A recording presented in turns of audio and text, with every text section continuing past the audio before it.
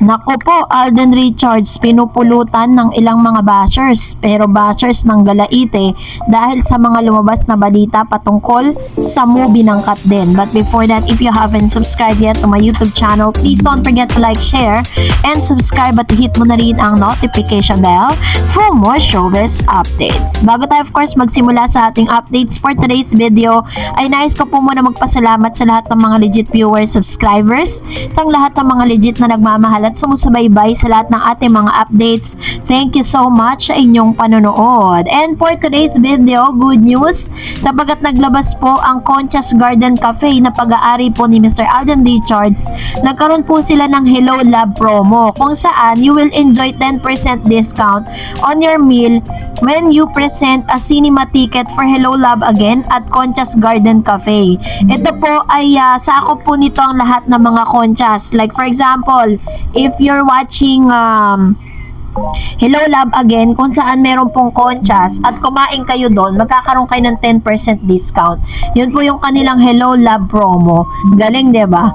Pero alam nyo po ba na aside from that positive news, may mga negative news na nagkalat ngayon sa social media.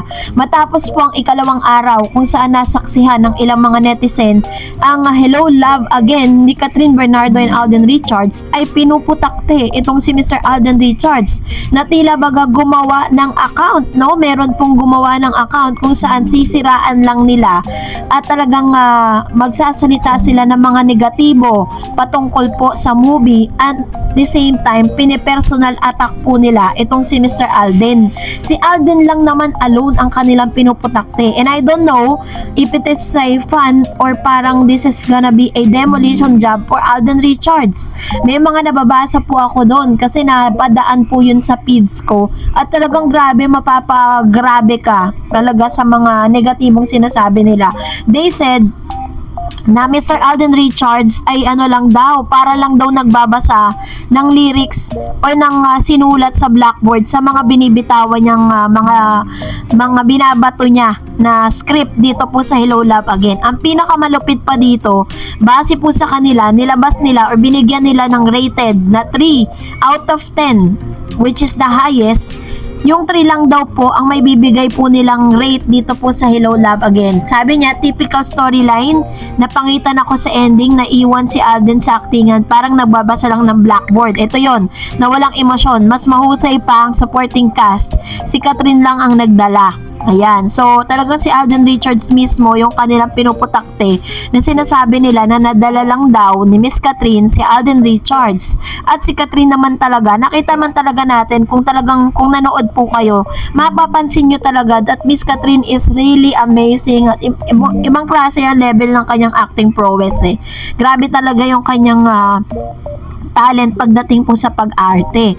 And dahil po dyan, marami tuloy, parang nagsama-sama sila sa isang grupo na yon na talagang puro negative lang sinasabi na may nagsabi pa doon na thank you for saving my 350 pesos dahil hindi na raw siya manonood. Pero alam nyo po that aside from those negative news at aside dun sa mga demolition job na ginagawa po kay Alden itself and sa movie po ng Hello Love Again, ay hindi pa rin po nagpatinag ang lahat ng mga Kat din fans, ang mga Aldenatics. Sa unang araw nga, meron silang 85 million for the first day gross na ikinatawa ni Miss Catherine at Alden sapagkat ito po ay nag-break ng record ng lahat ng mga blockbuster movie ng Metro Manila Film Festival bago pa po dumating ang pandemic. And the second day gross got 155 millions from November 13 to 14, 2024 gross sales. And alam nyo po, doon po sa mga negatibong lumalabas, may mga positive and negative aspects na lumalabas, no? May mga negative and positive effect yung kanilang ginagawa. First, syempre po, the more na binabash po nila yung Hello Love Again, mas marami po talaga ang mas ginugusto na mapanood yung movie kasi parang gusto rin po nilang makisawsaw dun sa issue na yon. Gusto nilang ma-witness kung totoo ba yung sinasabi ng mga bashers. Sabi pa nga dito sa thread sa isang online platform na yung trailer daw po ng Hello Love Again is tinaguri ang the trailer was a scam.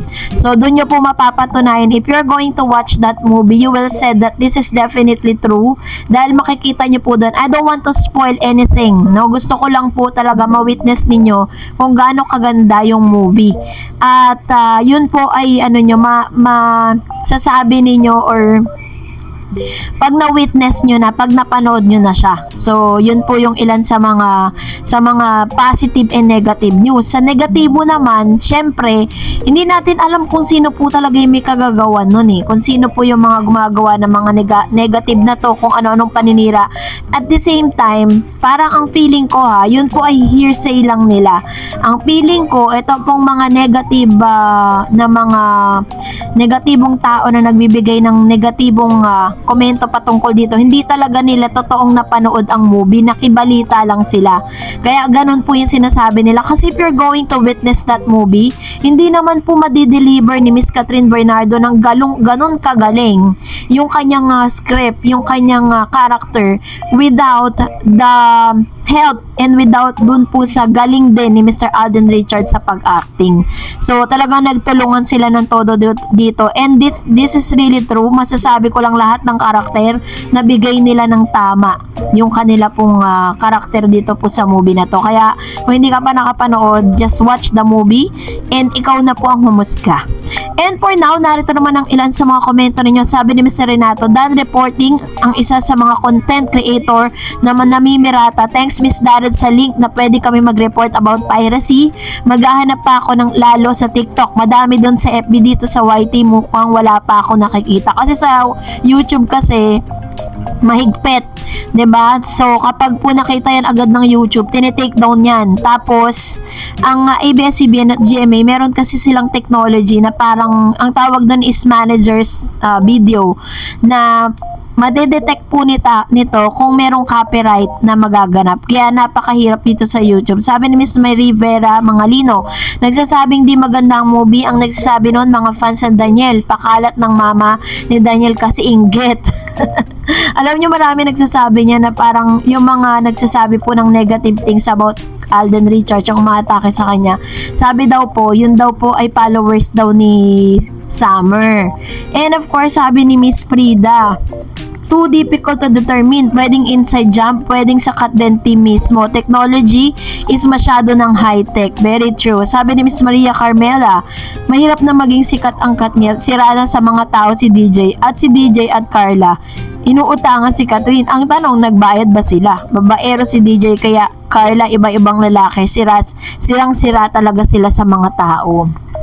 Ito naman yung kanyang komento patungkol sa isyong ito, So, katulad na sinabi ni Ma'am Shiprida, it is difficult to determine. Actually po, madali lang siyang ma-determine yung mga nagpo-post ng ganyan. Once nakita nyo po yan, sa IP address naman yan Yun po yung link na yun ang ipapasa ninyo doon po sa ABS at GMA Pictures. Sabi ni Miss Janet, talamak sa TikTok yung nagpo-post, pati ending, sobra naman sila, kainis. True. Sabi ni Miss July, Miss Darren's happy ending bang? Hello love again, kasi dito sa Bahrain hindi naman ipapalabas po dito.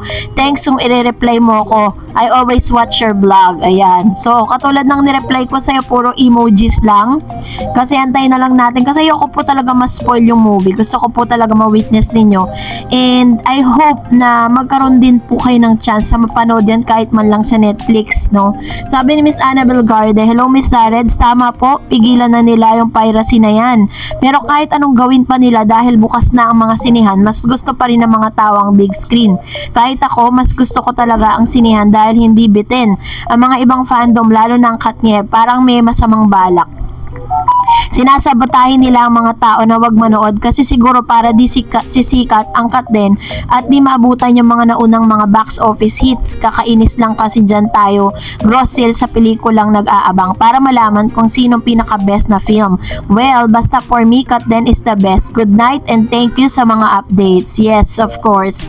Diba? Kasi parang lumalabas kasi na kino-compare ng ilang mga bashers yung movie ni Catherine at Alden dun daw sa The House of Us. Parang yung storyline is inihilon tulad lang doon po. Napakalayo po, napanood ko rin yung The House of Us.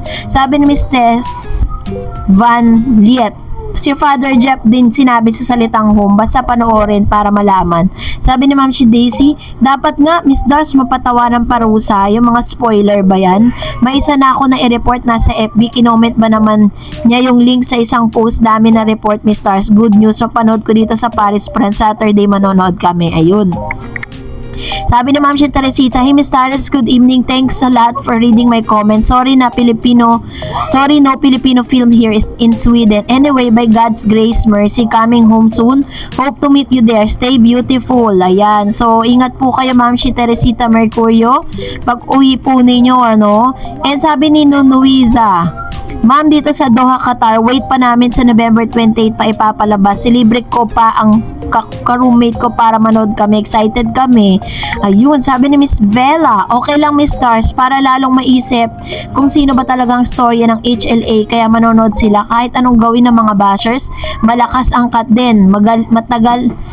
Mahal sila ng tao. Ayan. Sabi ni Miss Lam Savilicious, cut din power couple. Ayan. And another comments coming from Miss Marian Mondol Domeng. Kahit anong gawin nila maglabas ng spoilers, lalo lang nilang ginigising ang curiosity ng mga manonood kasi gusto nilang malaman kung anong scene na yun.